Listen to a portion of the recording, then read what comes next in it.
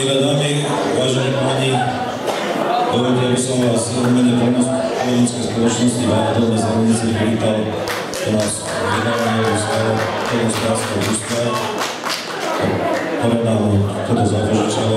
Krátkosti by som vám predstavil tých, ktorí toto podujatie zorganizovali poľovníkov zo Zeleníc, iných druhých a Siladíc. Sú to organizované poľovníctvo v týchto dvoch obciach, má dlhú tradíciu a momentálne je hospodárovaný poľovníckou poľovníckou spoločnosťou Váha Dolné Zeleníce rozlohe zhruba 1500 hektárov a poľujeme na drobnú zver, ču deviatku.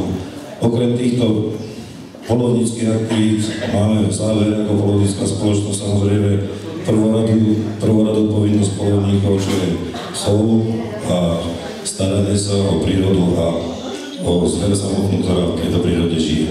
A samozrejme, okrem týchto aktivít máme aktivity takého razu, ako sú kultúrne, spoločenské, aby sme vedeli privítať priateľov, kamarátov a vedeli si ich akým spôsobom hostiť a hostiť.